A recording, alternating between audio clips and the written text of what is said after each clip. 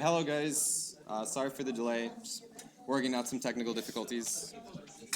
This is the NVIDIA Deep Learning Workshop. We're just going to go over convolutional neural nets. I hope that for most of you this is new. If not, we can talk about crazier things. Yeah, so just going to go over some brief motivation for deep learning in general. Going to go over like the architectural decisions that go into convolutional neural nets, and then we're going to apply it to basic object detection. And after going through a lot of the theory and motivation, we'll apply it to a pretty simple data set on Google Colab. All right, so It's just a PDF, dude. oh my God, are you kidding me? Yeah, I don't know. Can't. That's gonna be okay. There's no presenter mode right now. Okay. All right. So, yeah. So, what is deep learning? So, we are composing nonlinear functions to go from an input to an output. It's nonlinear, particularly because if you compose linear functions, you get a linear function, and so you sort of don't get anywhere, right? If you do 10 matrix multiplications, it's equivalent to 1 matrix multiplication. And you can't draw like curvy boundaries with a linear function. And so what we're basically going to do is we're going to apply a lot of nonlinearities on our input to get an output. And we don't know exactly how to apply these nonlinearities to get to the answer we want. Okay, question. What exactly do you mean by linearity? Like, is it the random time or is it? So by linear, I mean a function that has the property that, I mean, this is going to sound very abstract, but f of a plus b equals f of a plus f of b, essentially. And also f of a constant times a is equal to a constant times f of a. Basically, linear functions, very simple, and it turns out that you can prove that when you compose them, you remain linear. So the tricky thing is that once we've sort of composed a bunch of nonlinear functions, we don't know exactly how to do this to get from our input to our output in the way that we want, right? Like we start with a problem. We want to classify dogs versus cats, and we have a bunch of data points that are labeled as cats or dogs, but we start with images. We want to just plug the images into a function to tell us whether it's a cat or dog. And we can say, okay, we're going to plug it into a sigmoid function, and then a matrix multiplication, and then a sigmoid function, and then a matrix multiplication. But we don't know what parameters to use to get from pixels to cat or dog, right? We don't know a priori like how to write that down. So what we're going to do is we're going to learn the sort of weights for our matrices and for our nonlinear functions to get that sort of answer. And it sounds kind of like magic. We're going to just take a big matrix, multiply our input with the big matrix, apply a function to it, and then repeat, and just get the answer. And so it takes a lot of work to figure out what those matrices should look like. And if you're a human and the matrix is 10,000 by 10,000, you don't want to specify all of the little numbers in that matrix to get the right answer. Nobody has time for that. So what we're going to do instead is we're going to have this sort of like end-to-end differentiable function with respect to our classification error, and then we can find how to move the weights such that the error decreases a little bit. And then we're just going to do that on repeat, and we're just going to shift. We're going to start with random numbers, and then we're going to shift them so that we get less bad at classifying over time. And that's sort of like the fundamental sort of deep learning idea, is you have a function, it starts with random weights, it does very poorly on the target task, but then you can take the derivative with respect to your error, and get a little better every time. And so that's why we would call it learning, right? Because most programs you write don't get better over time, right? But in this case, we actually can tweak it automatically, and it should get better over time. So yeah, so that's sort of, so supervised learning is when you have a input training example X, and you already know the answer to the question you have about it, right? So Y is going to be your label for X. Basically, for the cat-dog example, you might have an image of a cat, and it might be labeled cat. Okay, so then X is the image, and Y is the label cat. And the idea here is that we want to generalize to unseen images, right? What we really want at the end of the day is a program that inputs images and outputs labels, so cat or dog. And so if we have a bunch of images of labeled cats and a bunch of images of labeled dogs, you would think intuitively that there's some way to go from your labeled data to a sort of general function that can produce labels from images. And so this is sort of a bunch of notation. I don't think it's really that important. But the idea is that you're inputting images on the left and you're outputting something like labels or numbers. And so yeah, so here are a bunch of examples, basically. So classifying the dog, that's the first one. You could also denoise an image. So in that case, your output is not a label, but instead it's an image. Or you could even do optical character recognition, where your input is an image and your output is going to be a sequence of numbers. And you sort of see these black boxes in the middle, and you're like, okay, so what is that black box? What's happening in there? And it's actually kind of hard to figure out what's happening, because you're going to write down all of the pixels of the dog as like RGB values. So they're going to be, you know, this is the top left pixel is 80% red, it's 20% green, something like that. And so you know what it looks like when you start, and you know that at the end it's going to be like 80% dog, 20% cat, so you know what it looks like at the end. But in the middle, we're just going to be throwing all of this data into a big function with millions of weights. What that means, what that looks like, it's really not clear. And the hope is that you start with that box just outputting random, and it gets better and better over time until it starts working. And it's kind of frustrating to see an image going into a black box and then an arrow that just said dog. You know, we'd like our programs to be interpretable. And maybe if it says cat, we'd like to know why it made the mistake. Well, that's also not going to be easy to figure out. And so a lot of what I'm going to go over is intuition about what is happening inside of that black box and how you can sort of deconstruct it and figure out why it's going wrong, when it goes wrong, and that kind of thing. Because ultimately, it is knowable what is happening in that black box. It just takes a little bit to figure it out. Yeah. Definitely stop me if you've got any questions. Yeah, so sort of the first step to like deconstructing this is to see that we are actually going to be composing many functions. And yeah, okay, so that's just that. Yeah, so sort of the first step to understanding what's actually happening here is that we started with raw pixel values, and our output, our final output, is a classification label. But what we're actually doing is what we want to do is we want to learn features of the image which help us classify it.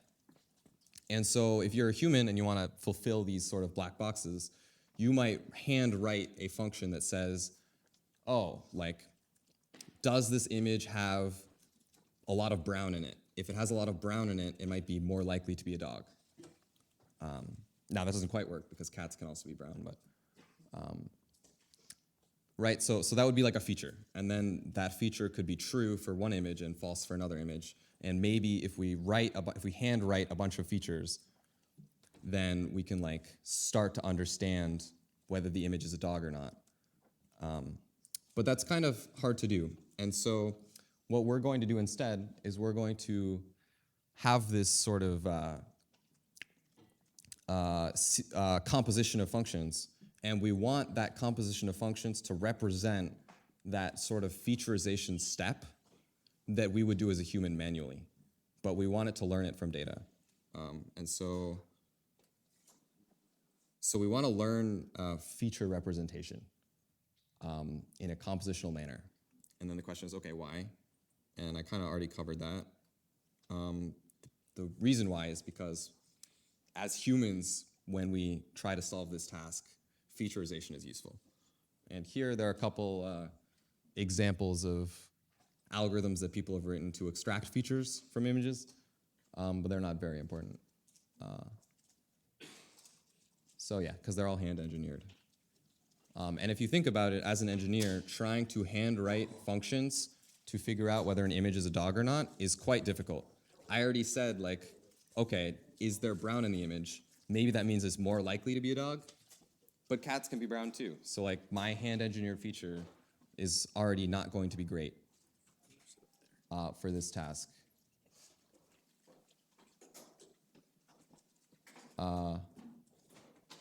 Yeah, so hand engineering features, it's critical for accuracy, but it's very time consuming. It's hard to tell what the best feature is. And it always requires a human to continue to write features, which is bad. So we're going to learn feature representation directly from data. So that's why we're going to do this end-to-end, learn the features from the labeled data set and classify on top of those features, all in a seamless compositional function. And so that's why we're using a nonlinear map that takes raw pixels to labels. But then the question is, okay, how do we build it? The answer is composition. And so this is sort of like a good example of what it might look like. You know, we could have a log, a cosine, an exponent, a sine cube. But it's really not satisfying to see a basket of functions like this and just try to compose them. Because why would cosine have anything to do with whether something is a dog or a cat, right? It doesn't feel like quite the right way to do it. But you sort of get the idea of like, there might be some functions for which this could help us. We just need to find them. Yeah, and what's important is that what we'll start with is we'll say that at each layer, we have this sort of class of functions, and then we'll parameterize that class to a specific function with weights. And that ability to specify a layer with weights means that we can explore the space of the weights, basically, to find the function that we need, and do it in a very particular manner. So here's a sort of example where we have an image of a car. And, okay, we've already broken it down into a composition of functions. Each black box will have trainable parameters, and we have this highly nonlinear system.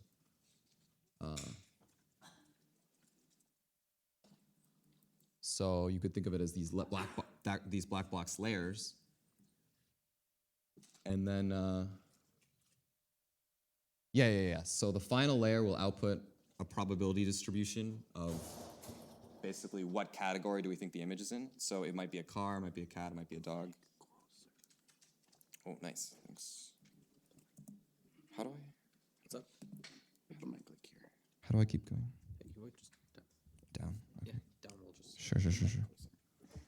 Okay. Yeah, so black box trainable parameters.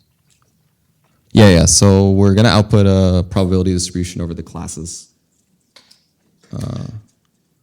So now we're gonna sort of, we started with the big black box, we broke it up into layers.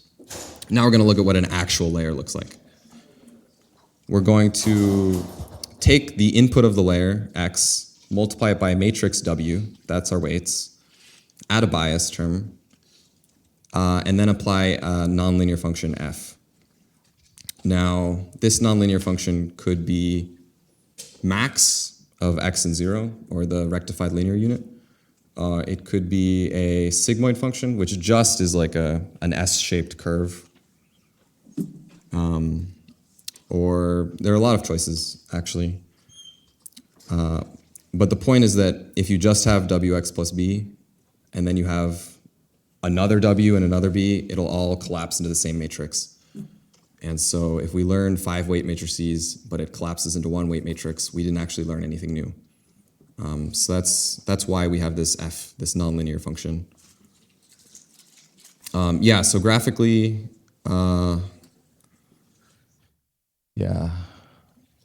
graphically, this is what the layer looks like. We input x, we multiply it with a matrix w, and then we apply this nonlinear function f, and that's the S-shaped curve that I was just talking about.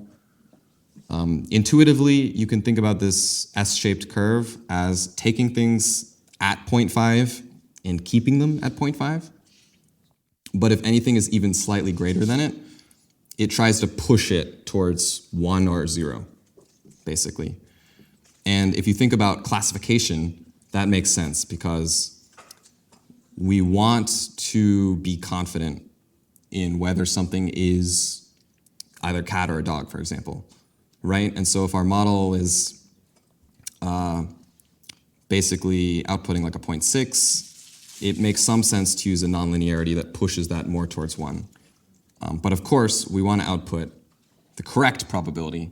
And so if the model's not confident, we will still punish it for being wrong. So we don't want it to output 1 if it's not sure, which is why, you know, it's a full distribution from 0 to 1. Yeah, okay. Yeah, so does anybody have any questions? Does this make any sense at all? Question? What do you mean by weight? So we have this z equals wx plus b. So our input to our layer, the input to the first layer is just going to be a bunch of pixels. And we want to transform that input ultimately into a class label, so cat or dog. So one of the two tools we have available to us is matrix multiplication. We're going to take a vector of like pixel values, for example, and we're going to multiply it by a bunch of numbers to get another vector. And the way you do that is by multiplying by a matrix. But you need to specify for the whole matrix, like it might be a 10,000 by 10,000 matrix. Every single value in that matrix is going to be a number. And so those numbers are sort of the weights. You could think of it as saying you've got like x and then an arrow and then a y. And the weights tell you what each piece of y, how it depends on x. And so you're sort of weighting y with respect to x. So that's why we're using the word weight.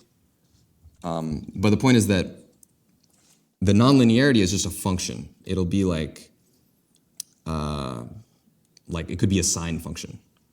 I can't actually control anything about a sign. It's just a sign. What I can control is the matrix multiplication. And so when I want to transform x into a particular y, I'll have sine of wx plus b, for example, and the only thing I can change is the w and the b. So those are the weights. Yeah. Okay. And yeah, so you see here, we've got x and then w transpose. Those are the weights applying on x. And then the nonlinearity. Right, so to be clear, x in this first layer, where there's just a single layer, x is just the pixels. That's just your input, weights, and then nonlinearity, and that's it. There's nothing else. It's like not super duper complicated yet. Yeah. For all of the other layers, the inputs are just the outputs of the previous layer. And so it's less clear what those mean, if that makes sense. You can't just say they're pixels or they're a class label. There's something in between. Right. But you can still just think of it as, okay, I've got an input and an output, and I want to know how to get from one to the other. And the answer is you multiply it by weights. Yeah, and so multi-layer neural nets, we call them deep nets. That's the deep in deep learning. I actually don't think that the word deep is really great. because it kind of implies that there's something super crazy going on or like philosophically important. The answer is deep just means we are composing many functions. That's actually not that impressive, right? Ultimately, all deep learning is function approximation. We have some function and we want to approximate it, and that function happens to be nonlinear. So people say deep learning, I prefer to say nonlinear function approximation. It's kind of boring, it's kind of obscure, but you know, it is what it is. Okay. Yeah, so then the question is, now that we have this z equals wx plus b, w being the weights, and this nonlinear function f. So if we know what a layer is, all of a sudden we know what the whole neural net is, because the neural net is just a sequence of layers. Now the question is, okay, how do we get the weights that we want to classify images? And this is where the magic happens, right? Because when you just initialize random matrices and you link up these layers, you're going to classify randomly. That's really no surprise. But the question is, how do you get from random classification to actually doing a task that we care about? And the answer is we take the labeled data set, we take the inputs we have, we pass it through the neural net, and we get our random answer. No surprise. But we got our random answer via a series of function compositions, every function of which we can take the derivative of, like basic calculus, like, okay, how much does the output change with respect to the input change, right? But it turns out that our function has this big W in it. So the output of our function is dependent on our weight matrices. This means that we can take the derivative of our loss. Basically, we can calculate the error of our bad guess with the true answer because we have a labeled data set. And we can take the derivative of our loss with respect to our weight matrix. For every weight matrix we have, so we compute the loss. And that means that we know how to change our weights to reduce the error on that particular label. And this is commonly known as backpropagation, because it turns out that you want to do it in this sort of backwards pass. And the idea here is that for every weight matrix we have, we want to compute in what direction do we go in to reduce the error. And so, yeah, and we see this as W becomes W minus some small number, a learning parameter, times the derivative of the loss with respect to the weight matrix. And this is, in some sense, the only trick we need to train the neural network, which is kind of amazing. We have a labeled data set, we have a differentiable function, we just take the derivative of the function with respect to the weights, and we know what direction to go in to reduce the error. It almost sounds kind of boring when I say it that way, but it's like, it's kind of cool. The questions. Yeah, does anybody have questions on that before we move on?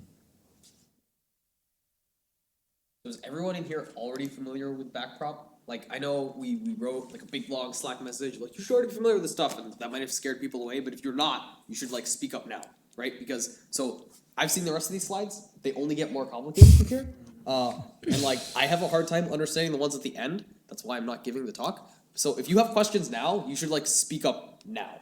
Highly recommend it. And there's nothing wrong with that. Like, we're willing to sit here and explain it to you, that's like what we're here for. Yeah, true. Anyone? You guys all understand backprop. Wow, damn. Okay. Yeah. Yo, what's up? So, what's backpropagation? Okay. Ask it the real Yeah, question. yeah. yeah, So okay. you use the word backprop, and I actually didn't. Oh, well, you wrote bprop on the slide. Yeah. So it says bprop. So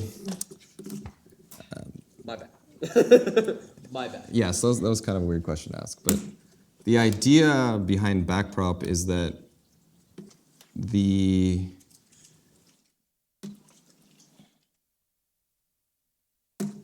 so Here, let me shoot with a non-math explanation, and then There- you can think of the math. Okay, along sure, lines, sure. So, if you want to ignore the math, right? Basically, well, ignore like the nitty-gritty of the math. This is what you want to think of, okay? You have a network. It has some weights. It has some like the b term, whatever, right, on that linear function, wx times b, or wx plus b, right? And then you have some like nonlinearity at the end. And the point is that all of this is differentiable, okay? And what you want to do is you're computing some, every time you compute the wx plus b, you get some output, okay? And then you have some loss that tells you how good that output is, how good it is compared to like what it should be. And every time you differentiate your equation, that's the whole wx plus b and the nonlinearity, right, with respect to the weight matrix, you compute this partial derivative. And the partial derivative gives you a slope, basically, Yeah. right? It's like exactly like a derivative in calc where like, you know, you have some like, oh, okay, I don't know if you guys can see this, but like you have some parabola, right? And then this arrow, that's the derivative. It's the line, it gives you a direction and a slope. And that's the important thing.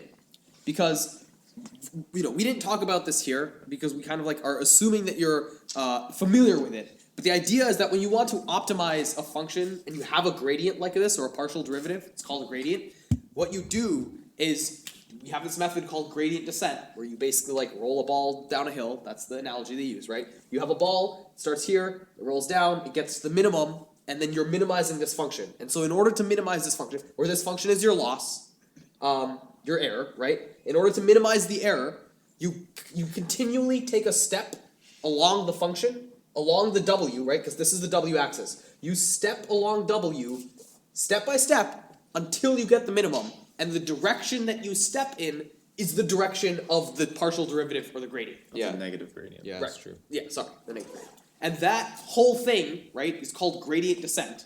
And it is the means by which we do backpropagation, basically. Yeah. The only thing that makes backpropagation is that you have a sequence of layers, like 1, 2, 3, 4, 5. You need to do the gradient for the final layer first, and then the second to last layer, and then the third to last layer, and so on. Because the terms actually depend on each other in that particular way. It makes the gradient cleaner too. Yeah. And you can actually calculate it much faster if you do it in that order. Now, there's like mathy reasons as to why you have to do it in that order. But like, I mean, the math reason, the math reason is not yeah. that complicated. It's chain rule. You guys like know what the chain rule is? Do you have to take a derivative? So Yeah, the way it's chain rule yeah, works yeah. is like you start from like some portion of the function and then you chain backwards or like into it, right? To continue taking the derivatives. So you're doing exactly that when you like this backwards layer thing is just like a bunch of functions that are chained together, and you're undoing the chain rule to update the weights with this like gradient. Yeah. Because you have to take a partial derivative in each step, and the partial derivative you're at, it depends on the previous one because you had to chain rule it to get there. So now you're just like backwards chain ruling until you are able to compute like this best loss for all of the weight matrices in all of the layers all at once. Alright, cool. Does that make sense? Yeah, thank you. Yeah, Cool. and it's also totally possible to not like intelligently compute the Yes. derivatives. Like for every W, you can just take the derivative of loss with respect to it, but you will be recomputing all of this Correct. Intermediary steps basically, and you will just So when waste we a lot say- of time. When we say backprop, in theory, right, you could do it without the backprop. You could like just ignore this whole chain rule thing I said and just do this for every single layer all by itself and ignore any previous layers.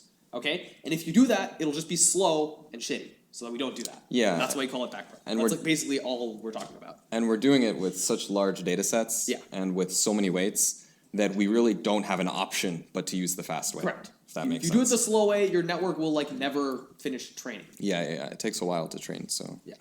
Yeah. So that's Want this mic back? yeah, sure. Yeah, so that's a question. So is backpropagation really just for finding errors? It's for minimizing error. So Yes. yeah, backpropagation is to figure out in what direction you want to move to minimize your error. What you're Basically, finding, you find your error just by plugging in. Like, Yeah, weight you can matrix. calculate the error by just plugging in an input and getting an output. Yeah. So backpropagation isn't giving you the output that you want. no. No, it's a means to find a weight matrix that will give you the output Yeah, that you so want. here's a way that you can think about it, okay? You have our lovely function wx plus b, Yeah. okay? So if you do wx plus b and you just plug in some x and some w, you'll get some output. Yeah. If you take that output and you compare it against the real output, you'll get an error. Yeah. Okay? That error is here, and that's the thing you're trying to minimize. Yeah. When you change the weight matrix, you get different error. Right? Okay. Like, you agree with that? And all backpropagation is telling us is, hey, should you increase the weight matrix? Or, like, just imagine if it was a single number. If Yeah, the yeah, weight for a matrix single was like a number, single yeah. number, you can either go up or down, right? Like, and since it's more than a single number, it's a vector, right, in a multi-dimensional space. Sorry. All that the gradient tells you is the direction within which you should move that weight matrix. Yeah. It's like confusing to think about, right? Because if it's just one number, if the weight is just one number, you can either go up or down. If it's two numbers, you can either like, right, two numbers you can draw it on a grid. And we can like say go in this direction.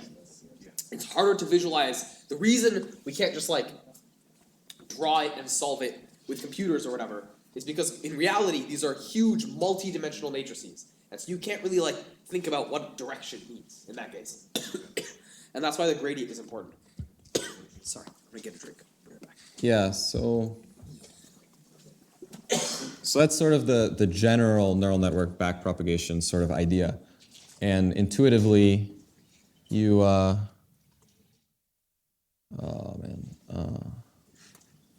this z equals wx plus b.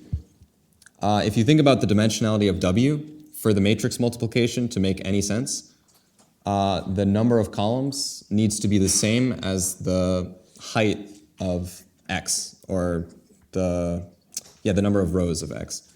So if you think about that for an image, that means that your weight matrix is going to be actually really large, because x as a vector, a one-dimensional vector, is just going to be all of your pixels in a single line. So to make that very concrete, if you have an 1,000 by 1,000 image, that's 1,000,000 pixels. That means that your weight matrix needs to have 1,000,000 rows, which is way too many rows for any matrix. And that also means that if your output is going to be 1,000, you might have 1,000,000,000 parameters for one matrix.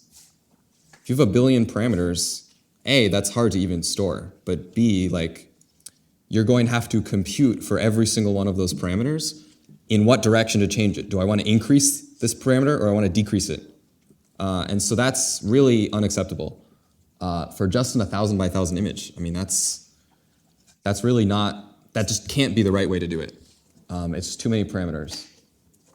And so what we want to do is we want to reduce the connections to local regions. When we have that giant weight matrix that it has 1,000,000,000 parameters, many of those parameters are computing how one pixel in one far area of the image relates to another pixel somewhere else in the image, right? We're essentially saying for all 1,000,000 pixels, like we have a parameter sort of for like the pairwise, like how do I interpret if this pixel is black, this pixel is white kind of thing, which is crazy. So we want to reduce the connections to local areas because we know that, you know, if you just look at anything in this room even, there are large contiguous areas, like the red chairs, for example, where the local pixel information tells you a lot. But if you looked somewhere else, it doesn't tell you anything about the chair. So if you wanted to classify the chair, it pays to look locally. And so we want something that looks like this, but we don't know quite what that looks like yet. Sorry. So you could think of having a like 3 by 3 region of an image and having a small weight matrix that just acts over that 3 by 3 region. And then you could imagine having separate weight matrices for all 3x3 regions in the image. And then you've got this local property. But you actually just increase the number of weights you need, not decreased, because you're going to have all these 3x3 regions. So this other interesting property of images that helps is to just reuse the weight matrices for these 3x3 regions. Part of the idea behind this is that if I can identify a chair in one corner of the auditorium, if I moved that chair sort of like to the top left of the image, and I'm only using local information, I should be able to use the same sort of decision procedure to classify the chair. The fact that something is in the top left corner of my vision or the bottom right corner shouldn't really affect how I interpret the pixels. And so what we're going to do is we're going to reuse the weights for all of these windows. And so this means that we will go from 1 billion parameters to far less, because we might just have essentially a weight matrix that acts over a 3x3 window. We're talking about like tens of parameters, not billions, tens. So that's actually a really, really, really large jump to go from just acting over the whole image to acting over these 3x3 windows and then reusing the weights for the whole thing.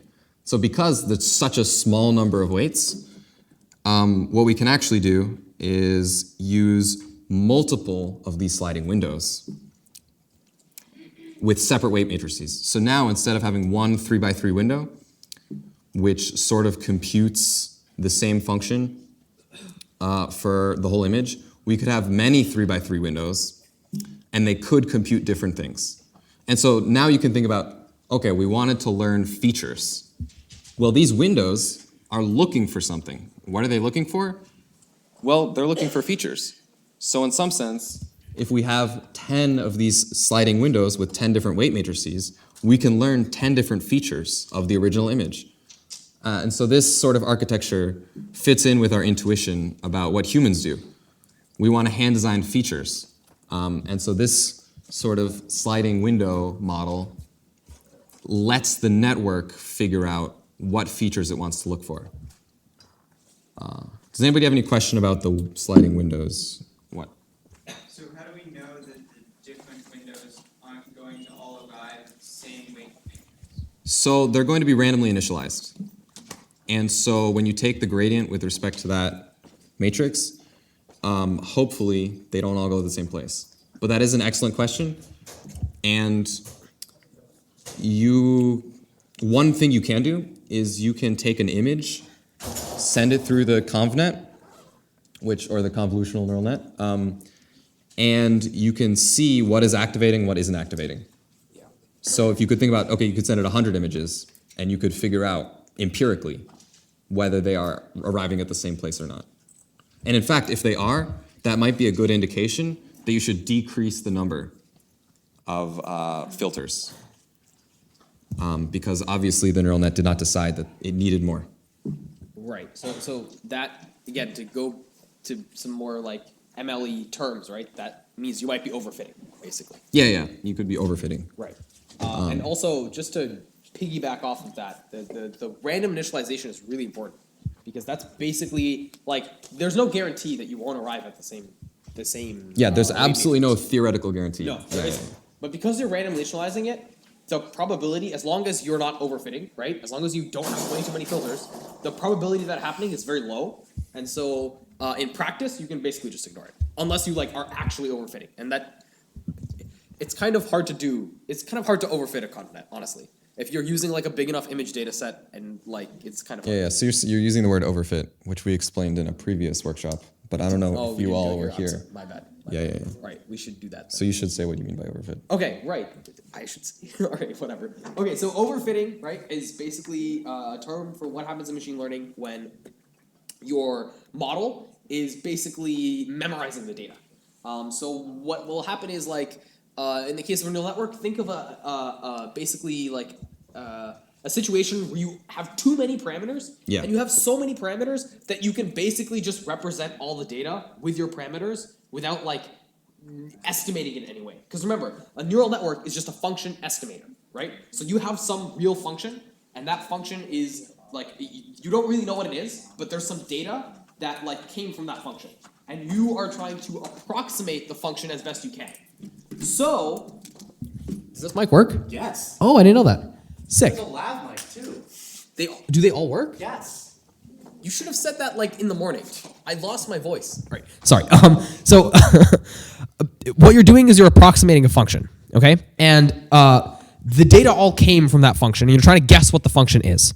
So if you have too many parameters, then what you'll do is the function you will approximate will just be the data. It will be like every single point in the data will be the function.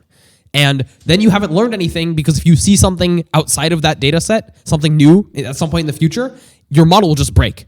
Think about it as like kind of perfecting their parameters to the point of imperfection, where they basically break if they see anything outside of the data set that you originally have. And that was said by someone in the earlier workshop, and I really liked that, so I said I was going to use it, and I did. So, all right.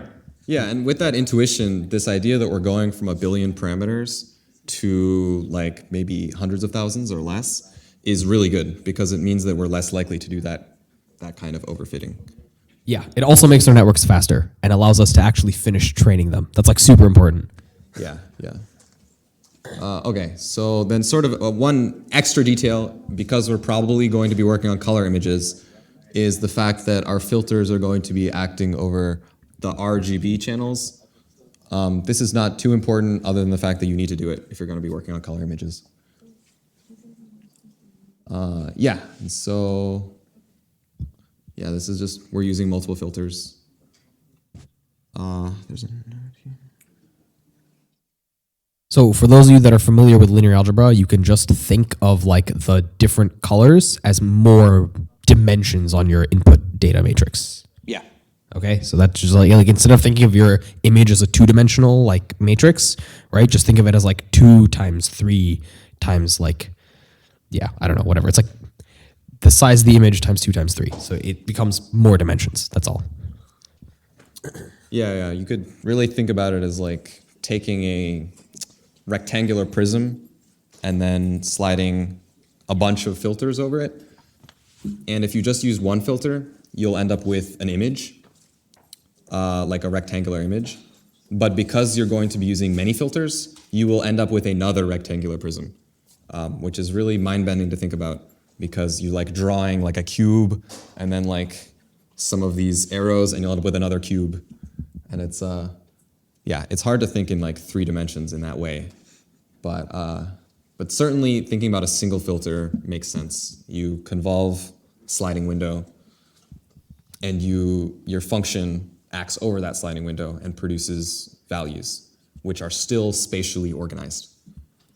And that's sort of another nice thing about a convolutional layer, is that it inputs an image with these sort of sliding windows, and it outputs an image. So this is why we can stack them in a deep way, is we will output an image from our earlier image and put the deep in deep learning.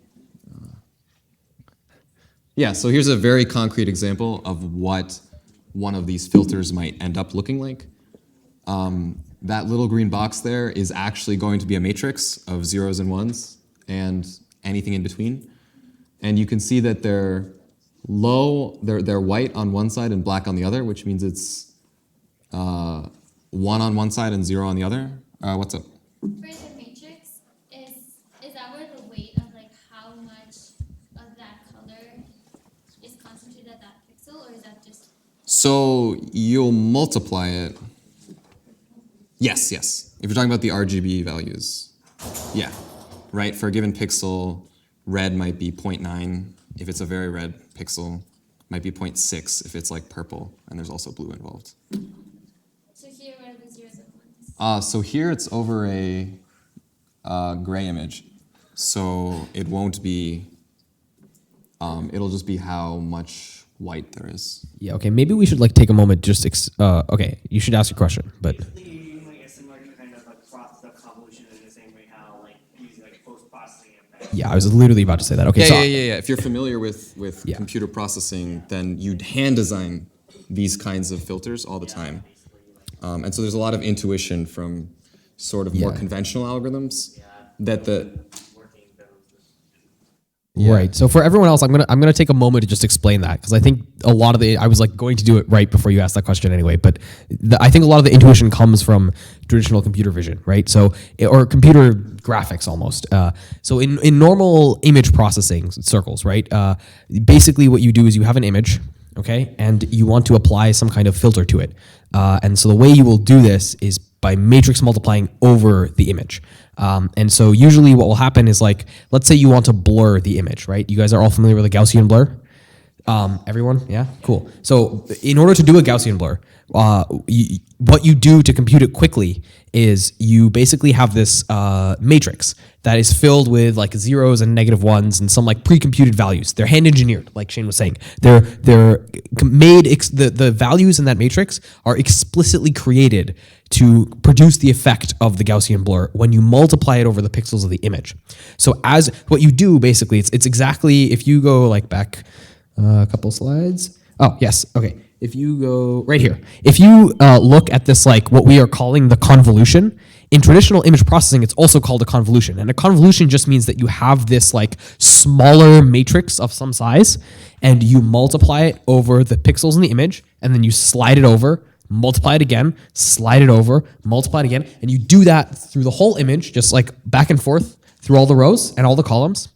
And then once you're done with that, what will be produced in the output is like what you wanted to come out of that filter. So in the case of the Gaussian blur, it's just a blur. And if you've ever like sharpened an image on your phone, it's the exact same thing, right? It will apply a post-processing sharpening filter. And the way it's computed is by multiplying these like convolutional like filters across the image. And all we're doing in this convolutional neural network is, instead of trying to like produce some kind of blur or some kind of sharpness or something that like looks visually appealing, we're not trying to produce something that's visually appealing. What we're doing instead is we're trying to produce these features, and these features are telling our like neural network which pixels in this image are important to look at in order to classify it or to like do whatever task it's doing in the future. So like, you know, if you look at this picture of the bridge and the buildings and stuff, it has a lot of detail, and in order for the computer to like, I'm going to just say that like the computer in this case is trying to classify this image as like containing a building and a lake, because that's something we can do with a convnet, right? You can just say like what things are in the image. What's really important for the computer to know actually is really just those like edges that look like boxes up there, and that's going to tell it that there's a building in the image. And in reality, all of the like little detail in the middle of the windows and all that stuff is totally irrelevant. Like the computer doesn't need to see or know about any of that, and keeping it in actually increases the computational complexity of the neural network. And so what this filter does is it tells you, hey, this other stuff is not important. Don't look at it, don't think about it, don't try and classify based on it. It's not relevant, throw it away. And that's like basically what you're doing when you do this kind of filtering. And like the reason, again, this is important is because you as the human don't engineer the features. You don't tell it like, hey, when you're looking for a dog, like look for whiskers and ears or whatever. You basically just say, hey, computer, learn the stuff you think is important to tell that this is a dog, and like I'll let you handle it. question. So just about the last line about increasing like dimensionality. This one? Yeah. So like for example, on like a grayscale image that's just a one-dimensional image. Yeah. If you run say 10 convolutional filters over that, you'll end up with a 10-dimensional Yes. matrix. Yeah. And then so in this case of an RGB image with 3 filters, you run the same filter, each one of those filter windows over each one of the RGB channels, right? Generally, when you're dealing with RGB, for a given filter, it'll look at all 3 of the previous layers. So you'll have like a 3x3x3 filter that looks at all of the color information. Otherwise, you'll only be generating features that look at a single color. But you'll still end up with like, so if I ran like 10 filters over an RGB image, I'd end up with say like 30-dimensional. You would just end up with a 10-dimensional because each filter is 3x3x3, right? That's 3 dimensions. So you really don't want the dimensionality of your previous input affecting your dimensionality of what you want, because really you should be able to design the matrix to give you whatever output dimensionality you need, basically. But yeah, good question. So the question is that I just wonder how do you determine the filter so that you can extract features you want and you know that filter will give you the best classification result? So your question was, how do you determine what? The filter.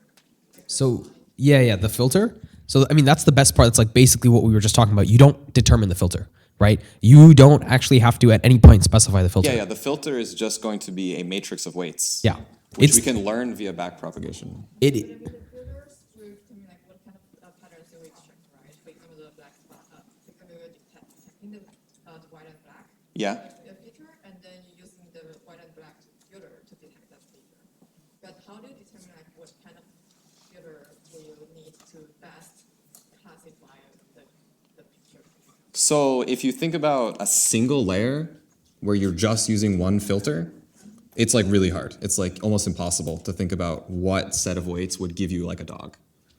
But what you'll see is that the first layer will sort of just naturally produce these like edge and like gradient, like going from white to black slowly or something, filters. But the subsequent layers will be able to have simple filters for how those edges combine and stuff. Yeah. And so like the filters in the later and later layers will be able to have access to more and more structured information. And so to have a filter that outputs the class of a dog, it might look for a large circle and then several large circles where the ears are, and it might look at a dark nose, for example. So it can't do that all in one go, but the previous layers had filters for the circles and for the dark nose and that kind of thing. So does that make some sense? The point is that it's the fact that it's deep, which allows the future filters to act over the output of the previous ones. And we'll have images later that make this a lot more clear. Let me see if I can like rephrase your question, and then you tell me if it's what you were asking, okay? What you're trying to ask is when you have these, like you have a filter that's like some set of weights, right? And you just do the gradient descent and you learn some set of weights. You're asking how you know if those weights and those features that you extract are relevant to the classification at all. Is that correct? Kind of? Okay. So if that's your question, the real trick here is that you're remember how we talked about backpropagation. So what you're doing is in reality, you're computing all of these weight matrices at once. And so the trick here is that this error function, this is what tells you whether or not your filter is relevant to the classification. It's because you train them, you train it end to end, which means like all at once. So in the beginning layers, you have some filters. And if you were to just look at those filters on their own, you won't know whether or not it's relevant to the classification. But like Shane was saying, as you stack the layers on top of each other, at the very end, you do get a classification. And what backpropagation does is it literally backwards propagates the error through the previous filters to tell you that like, if you use these filters and if you use these filters in the beginning, you will get this classification. And if it's wrong, then that function with gradient descent will tell you it's wrong. Change all of the previous filters in like some direction. Yeah, but I think my question is more like for the initial, for example, for the initial layers. You say like you cannot try all the configurations, right? So how do you make sure that you include the possibilities that you get bigger better than? That's correct. You can't try all the possibilities, but the idea is that you really don't have to. Yeah, you randomly initialize the filters and you let the error propagation naturally push them in various directions. Right. And so we don't hand specify that we're looking for edges or we're looking for corners or that kind of thing. The error will tell us what we need, basically. Yeah, the idea is basically that like if yeah, whatever. I don't know. We can move on. Yeah, I think that makes, okay. Yeah, and so sort of like what Ishan was saying earlier, you can see in those feature maps that the clouds have totally disappeared because this particular feature is not looking for that particular pattern in the image. And so if you're looking for a building classifier, then this is a really great feature. If you're looking for a cloud classifier, this might not be a good feature. But the nice thing is that the error will tell us which filters we need, basically, or which filter directions to go in. Yeah, now we're talking about translational invariance, which is what I mentioned earlier. If we've got a chair in one corner of the room, chair in the other corner, we don't want to change how we really deal with it. And there's one extra sort of trick or layer that we can use for this called max pooling. And it's basically, we just take an image, and for any given region of the image, we take the max value in that region, and we build a much smaller image just composed of those max values. You could sort of think of this like if I had an image of a big field, and it had like a soccer ball in one corner and a basketball in the other corner, and I was training a ball classifier. If I had filters that were looking for balls, there'd be small regions of activation on one side, small regions of activation on the other side, and a whole field of zeros. So all of those zeros or low values are not going to be useful for classifying the balls in the image. And so max pooling will essentially take those regions of hot activation and bring them closer together so that the future layers can explicitly compare what's in these hot regions, basically. And so so that's max pooling. Does that make sense? Yeah, I feel like there should be questions on this. It's not intuitive in the beginning. Yeah. The particular choice of max pooling is kind of interesting. You could do average pooling. You could do like min pooling. Right. But I hope that the idea that the neural network decided that something was hot in some area and something was hot in the other area, and you want to bring them together, makes some sense as why we're using max versus average. Right, and remember, this is so that in future layers, because the image has become smaller and the things that are important have become closer together, the filters in a layer after that, a subsequent layer, right, are able to more accurately, because the filter's of a fixed size.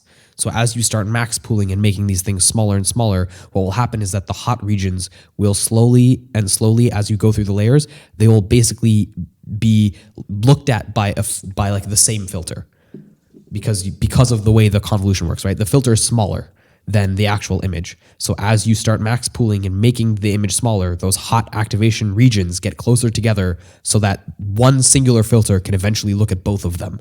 And that is what really gives you that good intuition for the network to make some kind of classification. Yeah, and the other perspective is that we ultimately want to classify the image.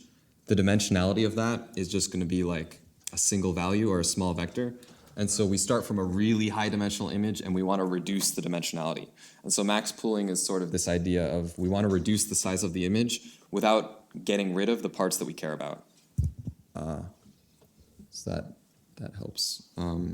So then sort of putting it all together, a typical convolutional layer takes in an input image, applies a convolutional matrix multiplication, applies a nonlinearity, applies the spatial pooling, and then you might normalize the result. This is just a step that you take that improves accuracy, and normalization is optional. And then once you've done this for some number of filters, then you're going to have that many feature maps, which you can plug into further convolutional layers. And the final layer is, once you've got the feature maps, you could use a fully connected network to classify those feature maps. And we're no longer worried about the number of weights in the fully connected area because we're not just plugging in the huge image into it. We're plugging the feature maps into our fully connected layer, which we decide how we decide the dimensionality of that. Right. So does everyone get that last part? It's super important why we can use a fully connected layer at the very end, right? There's a very explicit reasoning behind why you can all of a sudden use it when you couldn't before. And it's because of the max pooling and the fact that we're reducing the dimensionality as we go through, that, like Shane said, we can choose how big it is and how much we want to, how many weights we want to put into that last fully connected layer. Whereas before, like you saw with the original image, with the 1 billion weights, we didn't really have a choice. We just had the image and we wanted to do a fully connected classification on it. So we just put in as many weights as we had pixels in the image, and then now we're stuck with it.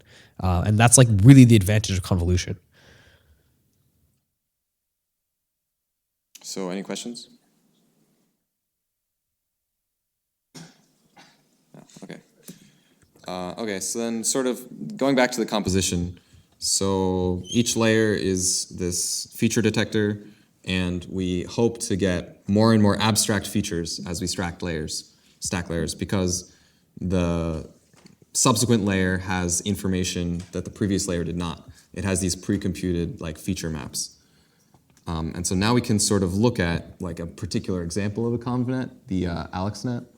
And this was really the first one that like really pushed the state of the art in classifying images. And it won a challenge that was really influential.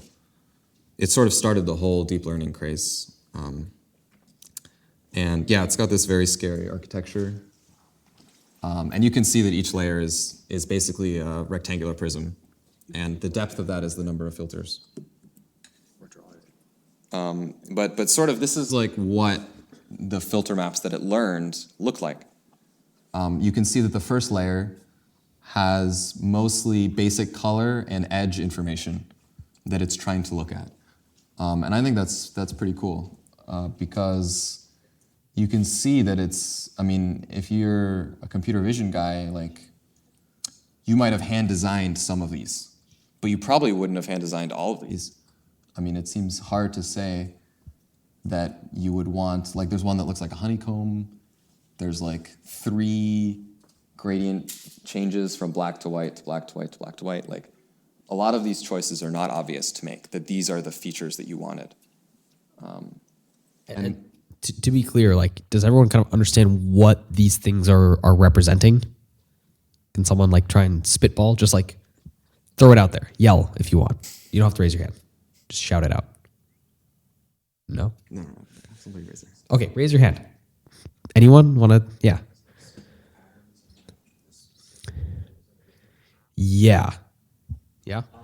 Some convolutions be looking at horizontal or vertical lines. Yeah, exactly. So I think a good way to think of these is that these are the important textures in the image, right? And texture can kind of mean lines, or it can also mean like those honeycomb patterns.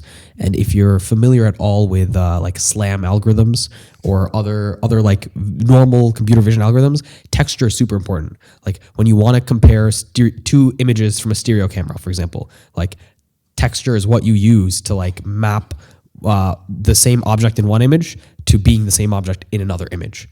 And so like, I realize this is like maybe going above and beyond like what you might already know, but these, like, I just want to point out that these things didn't just come from nowhere, right? It's not like our neural network is learning some magic gibberish that just works magically. This is things that we've done by hand in classical computer vision that the convolutional network does a better job of learning because it can compute over more possibilities than we can think of in our head. Yeah. Oh yeah, I just came in. I didn't hear like the first part of the presentation, but I want to know: does each pixel go through this filter, like in the image, or what happens? Yeah, so for any given filter in the first layer, it will hit every pixel. But then what happens is the output of these filters will then go into other filters. And so there are these future layers that are quite interesting. And what these images actually are, by the way, are like reconstructed images that maximally activate a particular filter. So it's actually non-trivial work goes into building these images. You don't just get them for free. Somebody had to figure out by like inverting the convolutional neural net what images make what filters happy, basically. And we'll see that for these subsequent layers, they start to look at more interesting, more complex things that you can kind of see are built off of the previous layer. So here you see a lot of color information, but you also see a lot of triangles and curves, and sort of like, it's still edge information, but it's more specific edge information. And then if you look at the second layer, you start to see circles. And it's clear that given the filter information from the first layer, that these kinds of images are built off of the previous layer's features. And you really can see that there's already being circle detectors, curve detectors.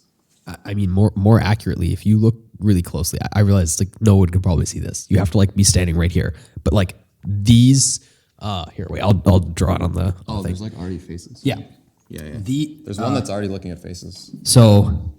You can draw on this. I can draw on it, but I just need to make the color something that's seeable. Okay, so hopefully you guys can see the like You need to red. make that way darker. Okay, all right, hold on. We're getting there. All right. So If you look closely at that patch, you'll notice that there's faces, right? And you may be wondering like, wow, how did we get faces in the filter all of a sudden, right?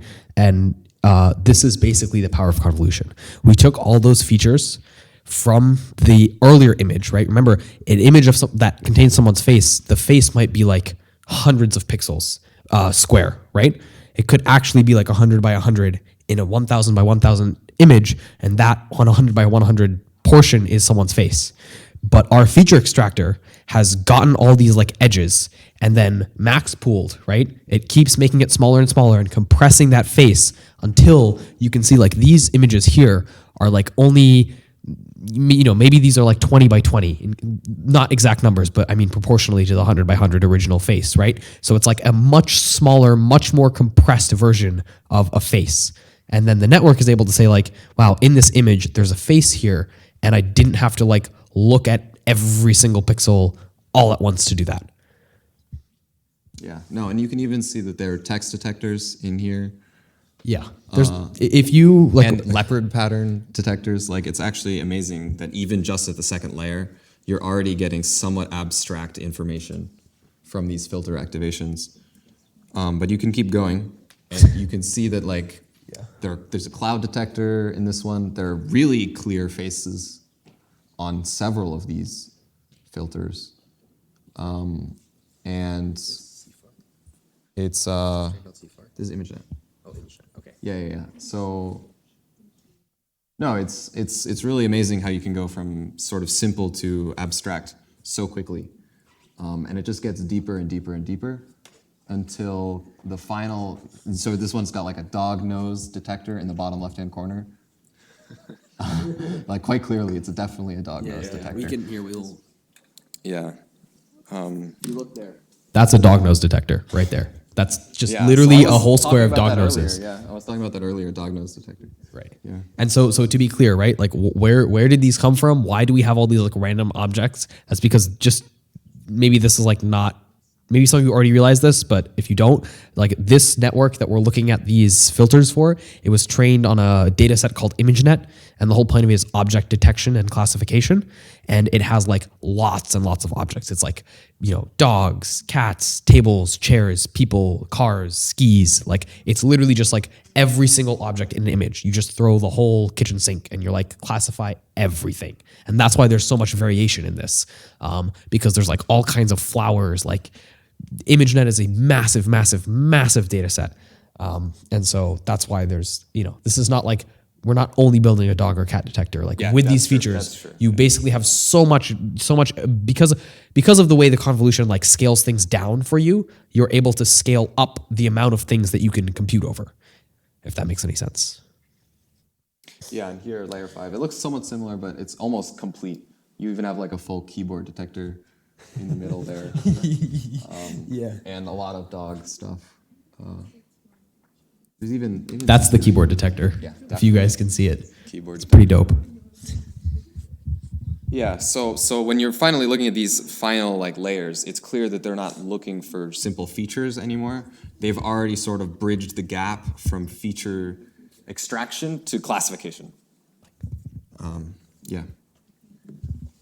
And also, we will like post these slides maybe in like a Slack channel afterwards for you guys to look. And then you could, if you want to look more at these, they're awesome and hilarious. I would highly recommend you like zoom in and check out the feature maps. They're awesome. Yeah. So basically, that's convolutional neural nets. They're really excellent feature extractors and also classifiers. And so the interesting thing about this is because the lower level features are so general, you can chop off the top layers and train it to do some other task. And all of those filters that look at edges, they look at colors, they look at faces or something, those are quite general features that could help you at many different tasks, not just classification. And so really the biggest benefit or biggest takeaway is that if you train a ConvNet on a really large data set, on a really challenging task, then if you did it correctly, it's sort of downstream, like, it's basic first couple layers will be looking at some really interesting features. And those features may be useful for just understanding images in general, not just for the particular task it was trained on.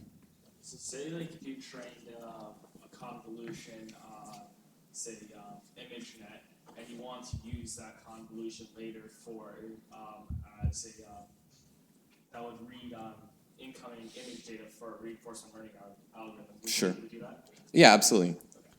Well, the important thing is that the neural net which generated these patches, the weights are public. So you can just download the weights on your laptop and pull it up in TensorFlow and chop off the top layers and train it to do whatever you need it to do. Yeah, that's actually like, So you could plug it into a reinforcement learning algorithm which acts on some data that you think is similar enough to ImageNet. right. To merit that kind of thing. If we get enough time, like that's actually going to be our activity. Yeah, We're yeah, not one just of our going to activities sit up is here and doing like that. yell about theory all day. We actually wanted you guys to code. So we do have an activity that's going to involve getting pre-trained weights and like chopping off the top layer and what it's called fine tuning. So what you do is you fine tune the network and retrain just the top fully connected layer to like excel at whatever task you want using the features that are already pre-computed.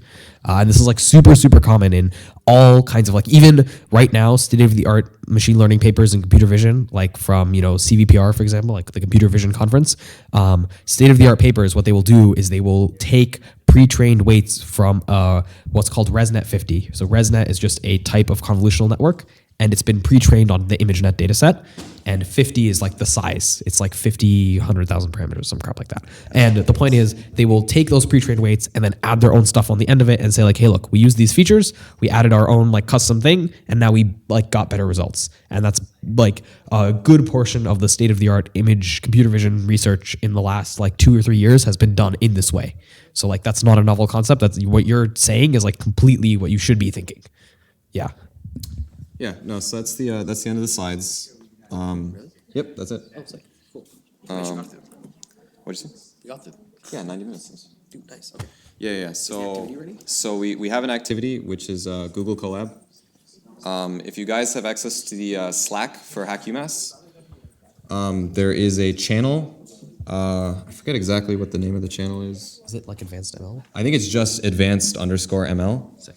And if you go to that channel, there will be links to a Google Colab document. You should pull it up, copy it to your own Google Drive, and take a look.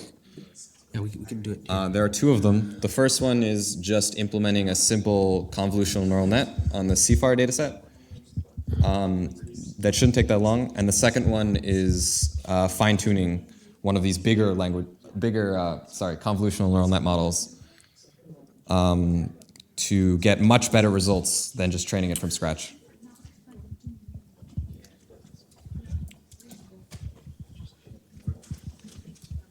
There is one thing I need to do.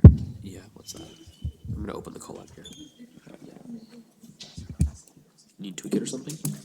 No, I need to give them the... Oh, in the Slack. Yeah. So... All right, guys. So for those of you who are like sticking around to do the activity, the three of us are gonna walk around and like help you.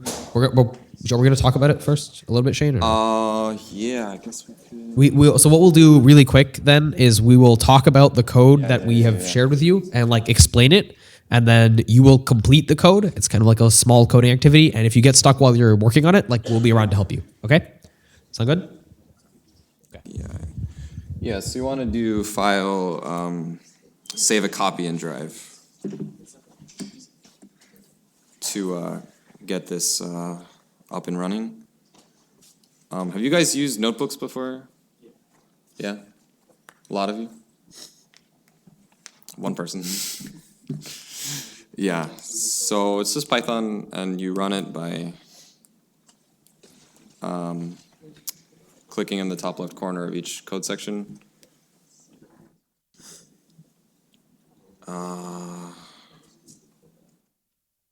There's one thing I want to do. Yeah, so. Oh, okay. Here, can you? Can I do it? Never mind. Okay. One more thing, real quick. While I have your all's attention, for those of you who are left, I don't know if Shane mentioned this earlier, but like this workshop was sponsored by NVIDIA. Yes. And so as a result, NVIDIA has given us some codes to give out to you guys. So we're gonna post the code that you guys can all use to activate, and we'll explain the instructions in Slack. But we'll post it in this advanced ML workshop channel. And so I'll just explain what it is briefly. Basically, NVIDIA has their own deep learning for computer vision course. And the course costs like $90 or whatever, but with the code, you'll be able to access it for free for a year. And in addition to that course, like along with it, in order for you to like actually pursue, like go through it, because you would need a GPU to like actually do some of these computations. There's also, provided with that course is $125 of Amazon EC2 with GPU compute like credit. And I don't think you can, so I was trying to figure this out earlier, and I think I don't think you can actually use the compute credit outside of the like notebooks in the course. So I think you can only use them to complete the course. And like, I don't know exactly how it works, but yeah, you have a question. Technically, you could run your own models on a notebook. Yes, you could. You would have to like nuke their. I don't know. It's not like a collab. You can't just like. It's not straightforward. It's not straight. You can't just like nuke it and run your own stuff. They literally spin up an AWS instance and pre-populate it with data and models, and then there's like a GUI basically to like interface with it. And so it might be a little bit difficult. It, but it might be a little bit difficult to do that. But the idea is, the course will come with GPU compute for you to use while you're doing it. The course is free, so I think it's quite long actually. Like they wanted us to cover some of the sections from the course during this workshop, and they were like, "Oh, it'll take like 6 hours," and we were like, "We have 2 hours for the workshop," so that's why we like did our own thing. But we hope that this gives you like a more basic understanding of convolutional nets. They have videos, they have coding exercises to go along with it. It's pretty solid.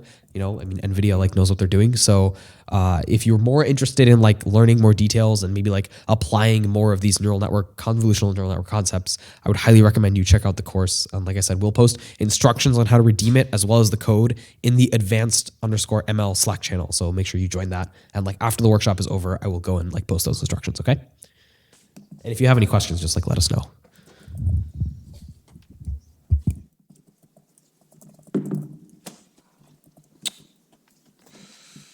Yeah, so if you look at the collab, there's some imports. We load the data from CFAR, and it shouldn't take that long to load the data. If you look at it, it's a lot of very blurry images. Blurry because there's not that many pixels, because we're going to train this end-to-end fairly quickly. So the larger the images are, the longer that's going to take. So this is a pretty small data set. But yeah, so we have this convolutional base right here. And what I want you guys to do is add some layers to this sort of base model. And the way you do that is you're going to write like model.add layers, layers.conv2d or something like this. And you can put the number of filters first, the the skips, what is it called? The stride length, which I didn't actually talk about, but when you've got a filter, you could just apply it with a pixel stride length so that you're using it for every single one, but sort of more in practice, you actually will skip quite a lot. And so there's also this stride length of like 3x3, which just means there'll be a 3 pixel difference between one window versus the next. Should be pretty straightforward. And so I'll just do the first layer here. Just fine. And we'll use ReLUs because they're good.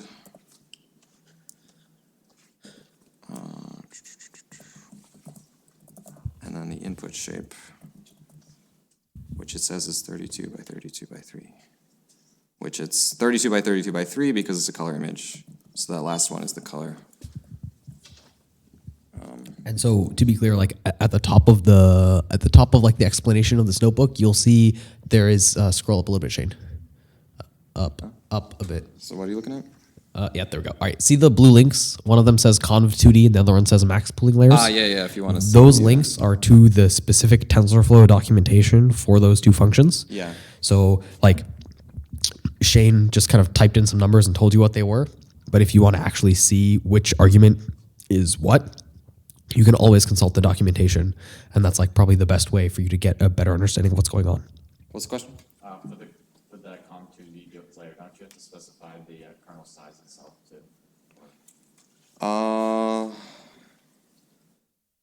You would think so. Maybe there's a default. I think it's possible that my 3x3 is actually the kernel size, and that the stride length is default. Click the link. That might make more sense than what I said.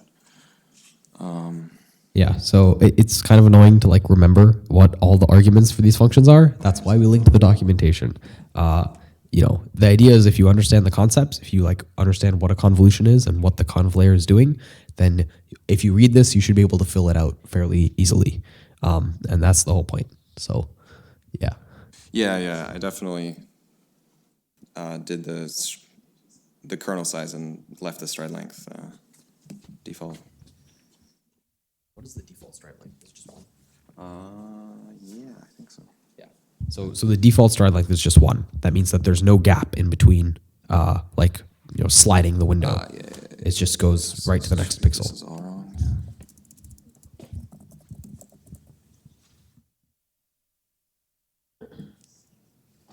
Yeah, it doesn't really matter.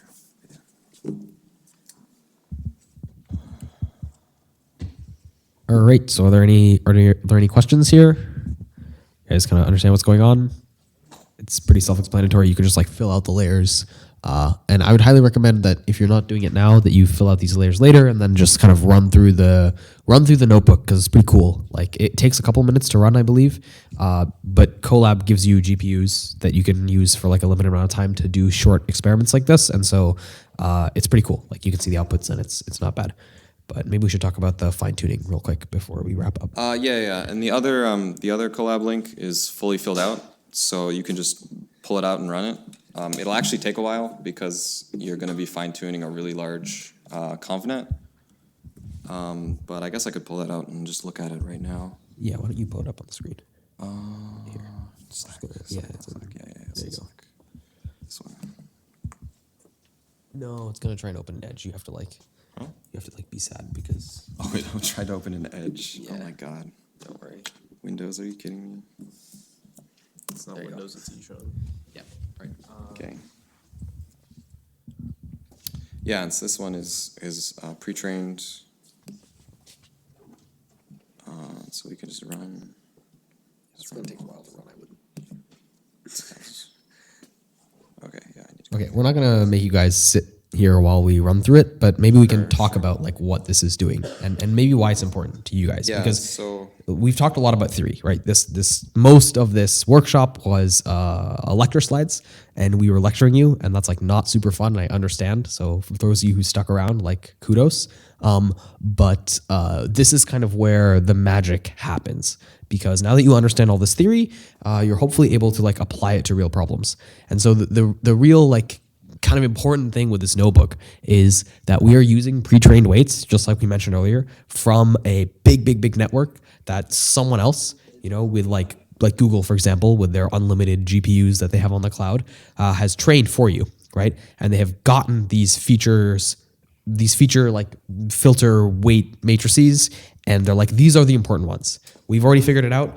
These are the important features that you can use basically on anything, because the data set, the image data set, like ImageNet, is so big that it basically encompasses like every object you could ever hope to see. I mean, that's not actually true, but like in practice, it encompasses so many of the objects that you might normally want to like train your network to look at or look for, that and those features are also so general that they kind of apply to many different kinds of objects, that once you have those pre-trained weights, it becomes very easy for you to just apply a couple of It's dogs and cats. yeah, it becomes really easy for you to apply a couple of fully connected layers on top of those pre-trained weights. And then what you do in fine-tuning, and this is kind of important, is with fine-tuning, you can choose to either freeze or not freeze the layers that are pre-trained. So those layers, you don't just like download the weights. You actually have all the previous layers in that big network, and you have kind of two options. These are the previous layers in that big right. network. Those are, I highly recommend looking at this collab link, running it to the point where you see the model summary of the pre-trained one, and it is actually ginormous. There are 16 blocks, each one with like 8 layers in it, and like 2 million parameters. It's actually pretty sick. Honestly. Right. So based on like your needs and whether or not you, how kind of far you want to go with this fine tuning, what I was saying is you can either choose to freeze these layers or not freeze them. And so the way that kind of works, to explain what that means, because I think when you start reading about fine tuning, this will come up, and the choice of whether or not to freeze is kind of important. So freezing these previous layers means that you freeze the weights, and when you do the backpropagation, it stops before it touches the pre-trained layers. So you're fine tuning that like fully connected layer that you added on top of the pre-trained stuff. Your backpropagation only affects that, and it doesn't touch any of the pre-trained features. However, if you don't freeze all of the previous pre-trained filters, then what will happen is your backpropagation will go all the way back through all of those 2 million parameters, and it will update them. Now, don't worry, because you're not going to mess it up. You basically can't break those pre-trained weights because they are computed over so many training examples that in order for your like small gradient updates from your like fully connected layer backprop to actually change them in a meaningful way, like a really meaningful way, and break them, you would have to like train over just as many image examples as they did in the original one, which you probably won't do. You can just reset the learning rate, so if you really wanted to break it really quickly, you could. You could do that. When you're doing fine tuning, you just set the learning rate really low. Yeah. It should be a project for this hackathon. See who can break down images. Yeah, I mean it's like Shane said, it's trivial to break it, but like you don't want to break it. But the nice thing is that when you do that kind of fine tuning and you allow the weights to change, you are essentially saying, here is a collection of filters that could be useful. How do we go from there to a collection of filters that are exactly useful to the exact task we have on hand? Right. And so it's sort of like amazing weight initialization. Right. When you look at it that way. Yeah. It's like as if you had, instead of starting with like random weights, it's like you started with almost their weights, and then you just made them slightly better for your specific task. Plus, you also trained weights from scratch for that fully connected layer at the very end, which does exactly your task. And then you have this like very fine-tuned, very deep, and also very relevant convolutional network with lots of layers that is very performant. And so, like, for those of you who want to apply machine learning in the real world, 99% of the time, this is what you will be doing. All right, If you're doing vision. Yeah, if you're doing vision or natural language processing. Yeah, if you're doing vision or you'll natural do language this kind of processing, this is the fine-tuning kind of thing you will do. Like, I worked at a self-driving car company over the summer, and this is exactly what I did. Right, I would take pre-trained weights, pre-trained images and stuff, and then you just like want to make it better for my specific task, and not like ImageNet, because I don't care about classifying pumpkins. I care about classifying cars.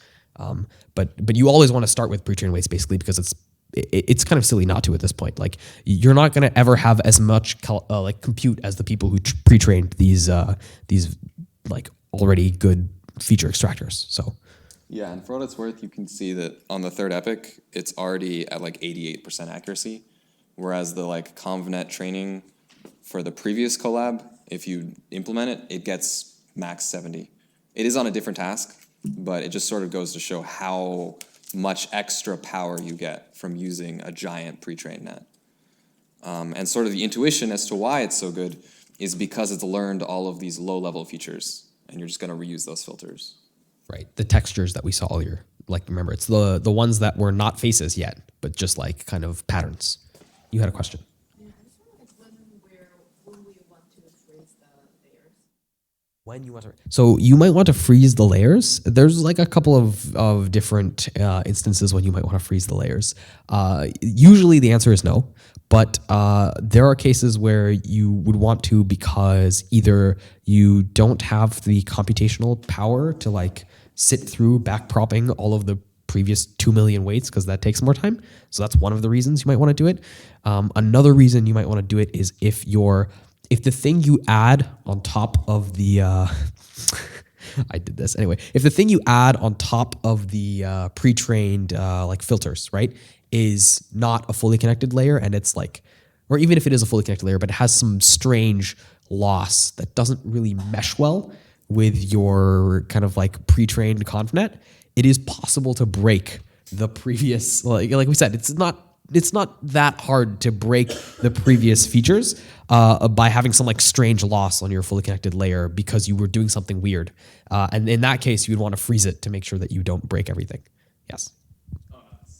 Okay. Yeah, I mean, you can run into these sort of catastrophic forgetting problems where you train a neural network to do one task and then you train it to do a completely different task, and it will just overwrite all the weights to the point where it cannot perform well doing the original task. Right. And if you're in that kind of situation, you could freeze the weights, or you could decide that the task you're doing is so different that you should just not start from a pre-trained model. Right.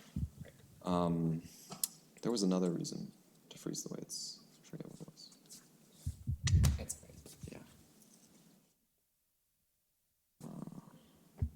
Oh yeah, I was going to mention that what I'm running right now that is already 4 epochs in, which is pretty fast, is freezing the weights. So this collab does the freeze version and it does the fine-tuning version, and you will see that the fine-tuning version is like 10 times slower.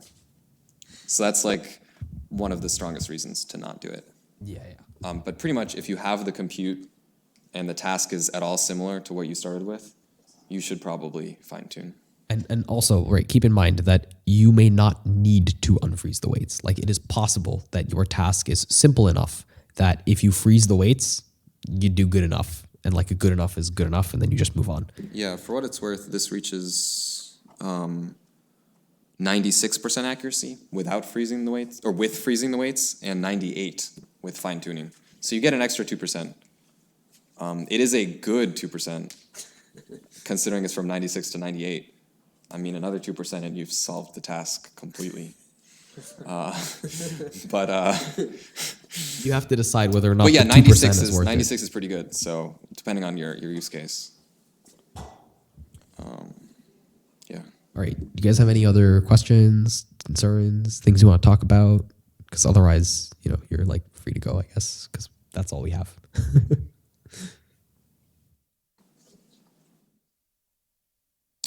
Well, all right. What's up? How are we going to distribute the NVIDIA things? Slack afterwards. Slack. Yep. All right. So thank you everybody for coming to the workshop. It's been great having you all. Thanks for the good questions and like insightful thoughts. We're going to share the NVIDIA Deep Learning Institute course codes via Slack now. And by now, I mean when I get back to sitting down somewhere and can type it in. Okay. So yeah.